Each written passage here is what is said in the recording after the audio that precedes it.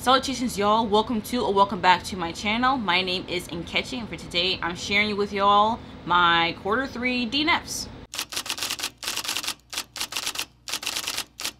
So quarter 3, as far as DNFing, I feel like I DNF'd less than I thought I would, and the books that I DNF'd this past few months, they were actually new releases, and a lot of them were arcs.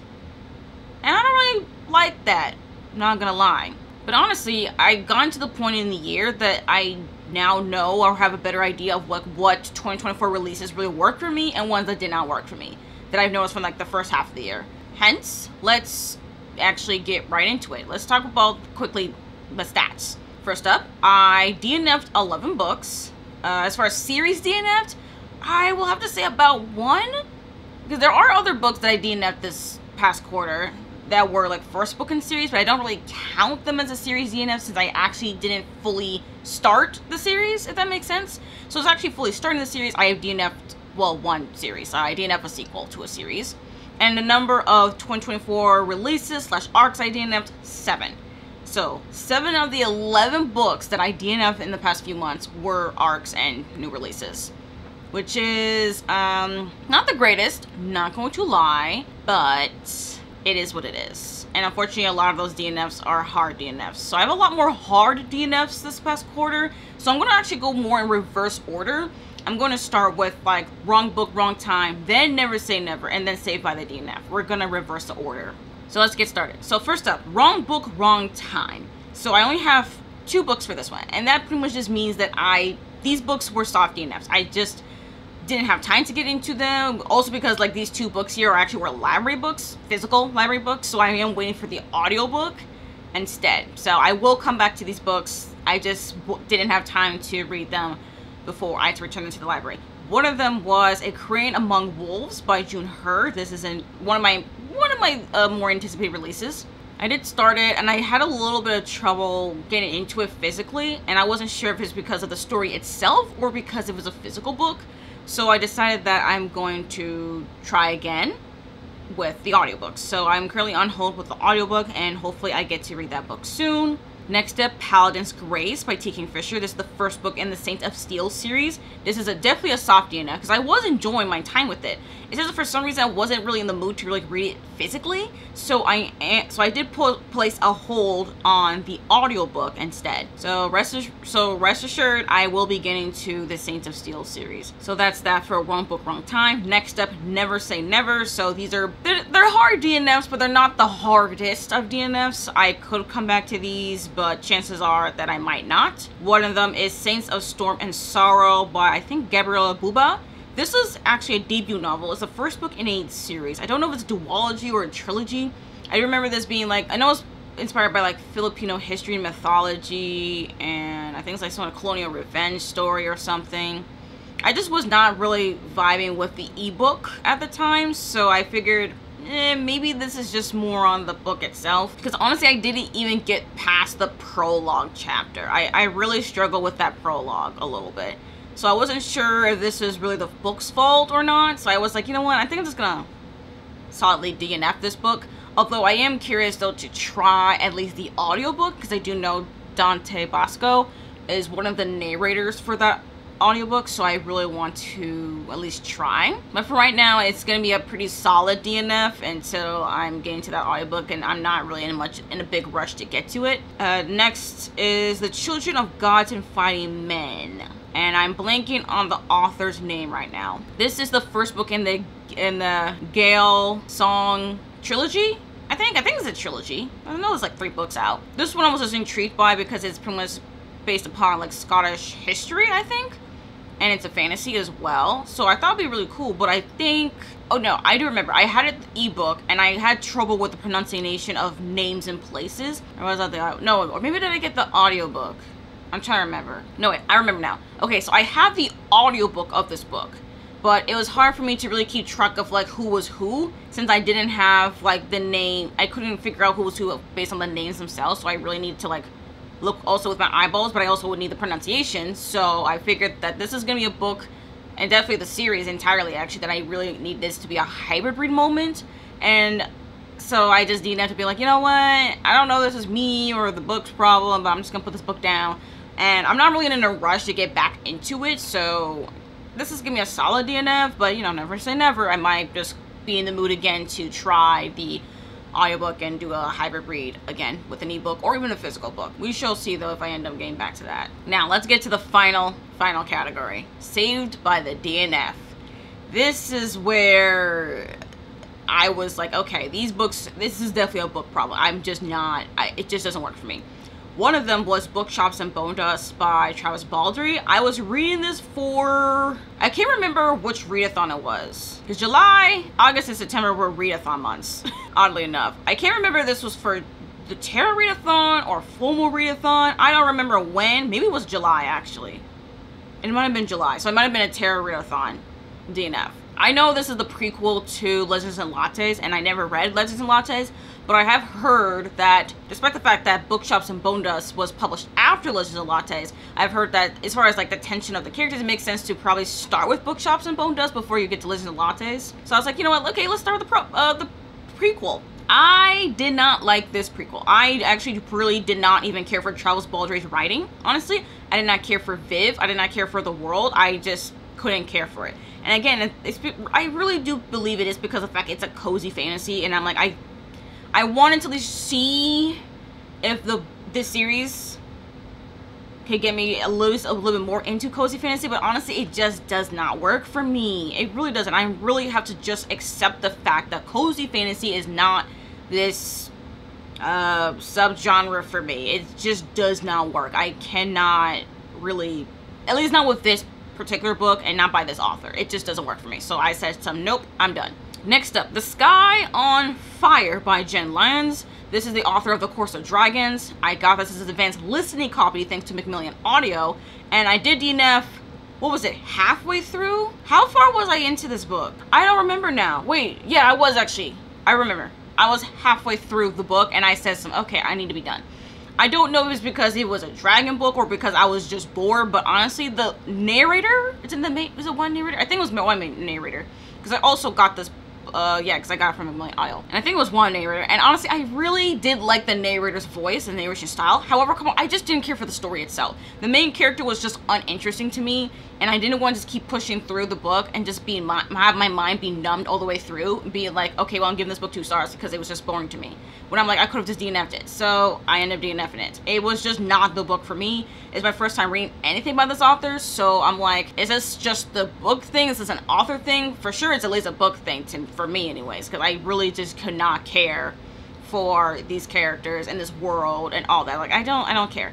I don't know if I will try The Course of Dragons because of that, so I don't know. But I will have to say that I don't want to necessarily write off the author entirely, but right now we're not having good footing. Next up, this one actually hurt a little bit too hard to DNF this one because I generally was also bored by this one.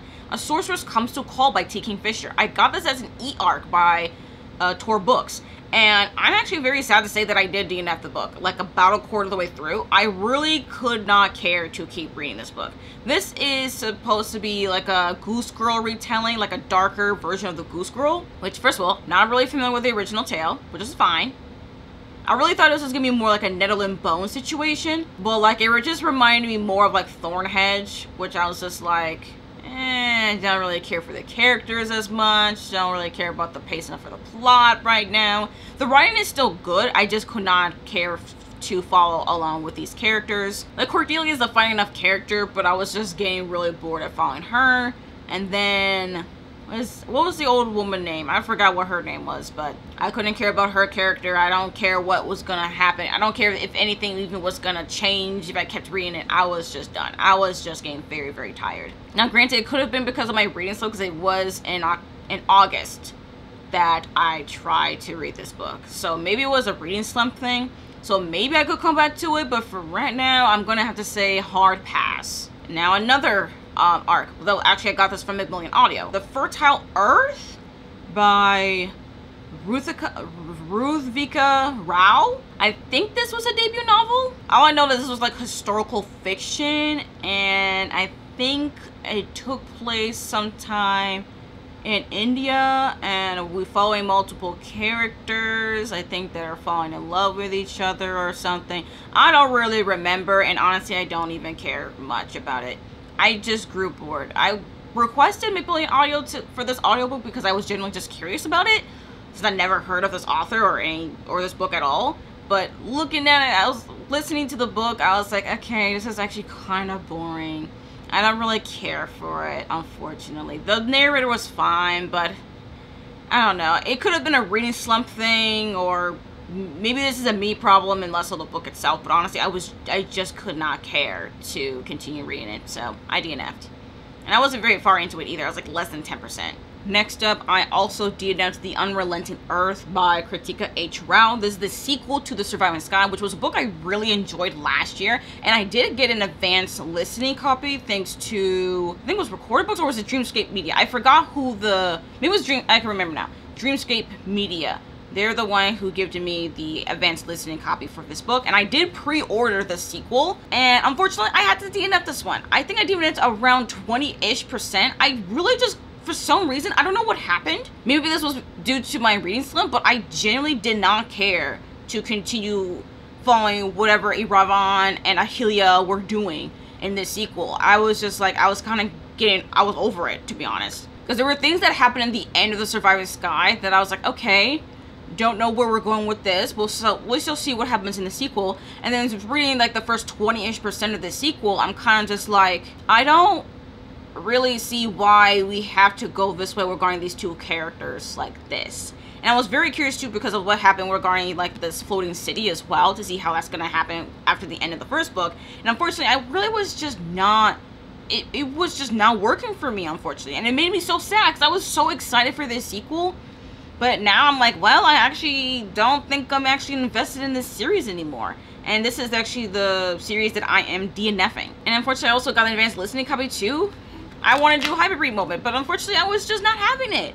I don't know. Maybe I'll come back to this, revisit the sequel, but honestly, this is just disappointing to me. And I'm very sad about it. And I just could not push myself through reading this just to be caught up on a series. I just could not. And then this next book, I also got as advanced listening copy thanks to Macmillan Audio, Passion for the Highest by Kwong.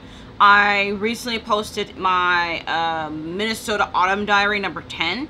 And that vlog, I did talk about this book and why I DNF'd it at chapter 3.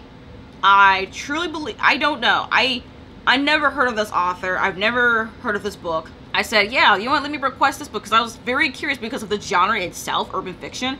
Never read urban fiction before. I don't think that this is a genre I want to explore. I don't think this is meant for me at all. Definitely not. Especially due to a lack of content warnings, because due to like the very graphicness of very explicit scenes that I wish that I was warned ahead of time, unfortunately. Maybe if I was warned of this ahead of time, maybe I could be a little bit more forgiving and give the book a little bit more of a chance, but honestly, I just could not, especially regarding sexual assault scene of a minor. So that was actually very disheartening. And also the talks and very graphic like sexual content as well that I feel was a little bit, not only a little bit, like I've read books with graphic sexual content before, but it's just the way that it was talked about in this book, it was so deeply uncomfortable for me that it was just, it did not work. I just could not continue to listen to that audiobook.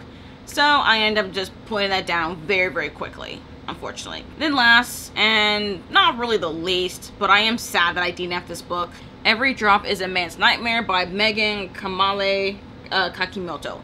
This was a book that I think I introduced in my Asian Readathon TBR, and I actually was trying to read this for the Magical Readathon for my calling. Unfortunately, I had to DNF this book. I DNF'd it at page 30.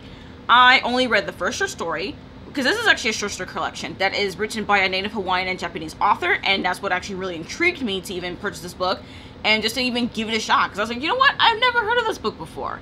But this is actually a very interesting perspective because it does talk about like this mixed identity of being native Hawaiian and Japanese, and follows like women like that and all these short stories, which I'm like, okay, cool, that sounds awesome. Read the first short story, I wasn't amazed, but I thought it was pretty solid. The second one, which is the titular titled Every Drop is a Man's Nightmare, I was aggressively bored. I'm just like, what is this? I didn't love the writing. The writing is serviceable, but it really is not my preferred. I actually was very much bored by the writing itself. Also, could not care for the character featured in this short story at all either. And just the also surrounding characters in that short story, I'm just like, I don't care to be following with this. I'm so damn bored. Like, please, we're writing something interesting. And to be honest, I even thought about like just skipping the short story just to read the next one. But at that point, I'm like, wait, I never skip a short story in a short story collection unless I might as well just DNF it. You know, like if I'm skipping short stories within a short story collection, at that point, I just need to DNF the entire collection as a whole. Same thing with anthologies too. Because if I'm skipping one short story, that means the entire collection, especially as a collection, no. And especially if this is a writing issue and connection of writing towards the author and I, it's just not going to work. So I had to DNF it.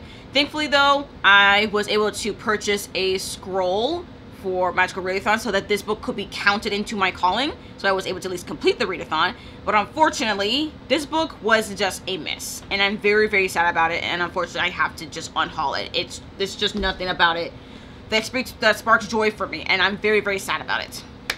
But yes, that is pretty much it. That's all the 11 books that I DNF'd this past quarter.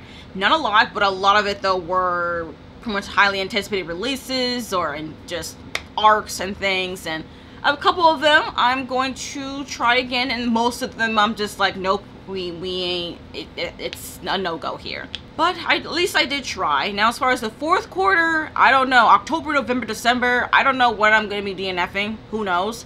I mean, October is Black Halloween, and then November, December, I'm pretty much readathon free, so who knows what on earth I'll be reading those months. But yes, that is pretty much it. That's all I have for y'all today. Thank you all for watching this video. Like this video if you like it. Subscribe if you want to. Comment down below. What were some books that y'all DNF'd in the past few months? I'm very, very curious. Genuinely, I would love to know about any books that you did not finish recently.